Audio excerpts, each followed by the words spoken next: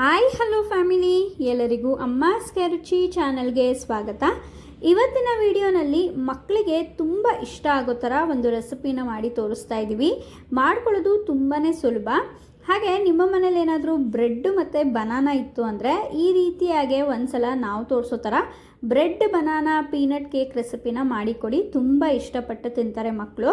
ಹಾಗೆ ಮಾಡ್ಕೊಳ್ಳೋದು ಕೂಡ ಅಷ್ಟೇ ಈಸಿಯಾಗಿ ತುಂಬ ಕ್ವಿಕ್ಕಾಗೆ ಮಾಡ್ಕೋಬೋದು. ಹಾಗಾದರೆ ಬನ್ನಿ ಈ ರೆಸಿಪಿ ಮಾಡೋದಕ್ಕೆ ಏನೆಲ್ಲ ಬೇಕು ನೋಡೋಣ. ಇಲ್ಲಿ ನಾವು ಒಂದು 4 ಪೀಸು ಬ್ರೆಡ್ಡನ್ನು ತೊಗೊಂಡಿದ್ದೀವಿ. ಹಾಗೆ ಇಲ್ಲಿ ಸ್ವಲ್ಪ ಡ್ರೈ ಫ್ರೂಟ್ಸ್ನ ಕಟ್ ಮಾಡಿ ಇಟ್ಟಿದ್ದೀವಿ. ನಾವಿಲ್ಲಿ ಗೋಡಂಬಿ ಹಾಗೆ ಬಾದಾಮಿನ ತೊಗೊಂಡಿದ್ದೀವಿ. ಅದಾದಮೇಲೆ ಕಸ್ಟರ್ಡ್ ಪೌಡರು 1-2 ಟೇಬಲ್ ಸ್ಪೂನಷ್ಟು ತೊಗೊಂಡಿದ್ವಿ. ಹನಿ 1 ಅಥವಾ 2 ಟೇಬಲ್ ಸ್ಪೂನಷ್ಟು ತೊಗೊಂಡಿದ್ದೀವಿ. ಹಾಗೆ ಇಲ್ಲಿ ಪೀನಟ್ ಬಟರ್ನ ನಾವು ಬಳಸ್ಕೊಂಡಿದ್ದೀವಿ. ತುಂಬ ಚೆನ್ನಾಗಿರುತ್ತೆ ಈ ಒಂದು ಪೀನಟ್ ಬಟರು. ಹಾಗೆ ಸ್ವಲ್ಪ ತುಪ್ಪ ಮತ್ತು ಇಲ್ಲಿ ಹಾಲನ್ನು ತೊಗೊಂಡಿದ್ದೀವಿ. 1 ಬಟ್ಲಷ್ಟು ಹಾಲು, ಹಾಗೆ 1.5 ಅಥವಾ 2 ಟೇಬಲ್ ಸ್ಪೂನಷ್ಟು ಸಕ್ಕರೆನ ತೊಗೊಂಡಿದ್ದೀವಿ. ಸ್ವೀಟ್ಗೆ ಅನುಸಾರವಾಗಿ ನೀವು ತೊಗೋಬೋದು. ಈಗ ಹೇಗೆ ಮಾಡೋದು ಅಂತ ನೋಡೋಣ. ಈಗ ನಾವು ಬ್ರೆಡ್ಗೆ 1 ಟೇಬಲ್ ಸ್ಪೂನಷ್ಟು ಪೀನಟ್ ಬಟರ್ನ ಹಾಕೋತಾ ಇದ್ದೀವಿ.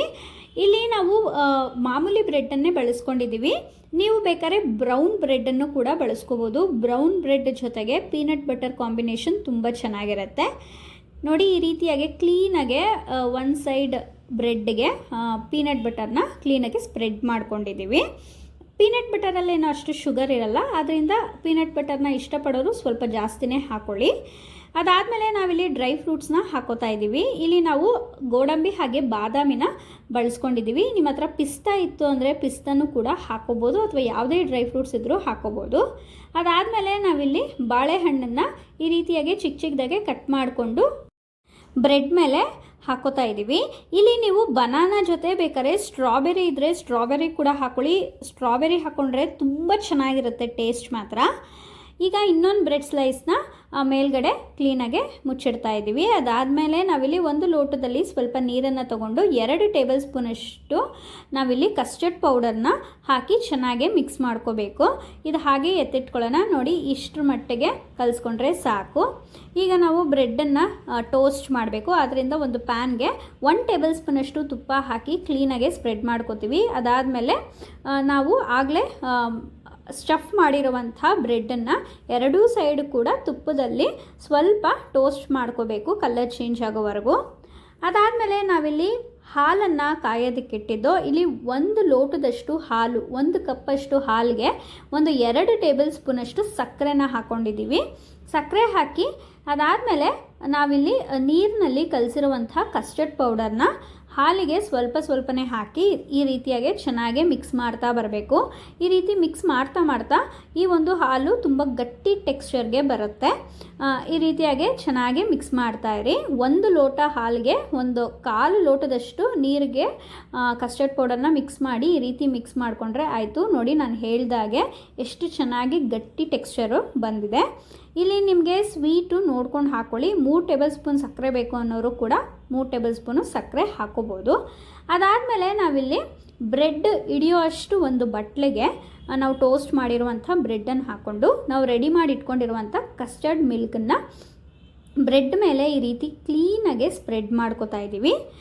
ಬ್ರೆಡ್ಡು ಚೆನ್ನಾಗಿ ನೆನೆಯೋ ಥರ ನೀವು ಅದನ್ನು ಸ್ಪ್ರೆಡ್ ಮಾಡ್ಕೋಬೇಕು. ನೋಡಿ, ಈ ರೀತಿಯಾಗೆ ಹಾಕ್ಕೊಳ್ಳಿ.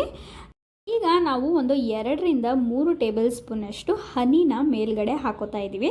ಹನಿನ ಎಷ್ಟು ಬೇಕಾದರೂ ನೀವು ಹಾಕ್ಕೋಬೋದು. ಇಷ್ಟ ಆಗೋರು ಇನ್ನೊಂದು ಸ್ವಲ್ಪ ಜಾಸ್ತಿನೇ ಹಾಕ್ಕೊಳ್ಳಿ. ಅದಾದಮೇಲೆ ನಾವು ಡ್ರೈ ಫ್ರೂಟ್ಸ್ನ ಸ್ವಲ್ಪ ಮೇಲ್ಗಡೆ ಹಾಕೋತಾ ಇದ್ದೀವಿ. ನಿಮ್ಮ ಹತ್ರ ಯಾವುದೇ ರೀತಿಯ ಡ್ರೈ ಫ್ರೂಟ್ಸ್ ಇದ್ದರೂ ಚಿಕ್ಕ ಚಿಕ್ಕದಾಗೆ ಚಾಪ್ ಮಾಡಿ ಹಾಕ್ಕೊಳ್ಳಿ, ತುಂಬ ಚೆನ್ನಾಗಿರುತ್ತೆ. ಅದಾದಮೇಲೆ 6-7 ಬನಾನಾ ಸ್ಲೈಸಸ್ನ ಮೇಲ್ಗಡೆ ಹಾಗೆ ಇಡ್ತಾ ಇದ್ದೀವಿ.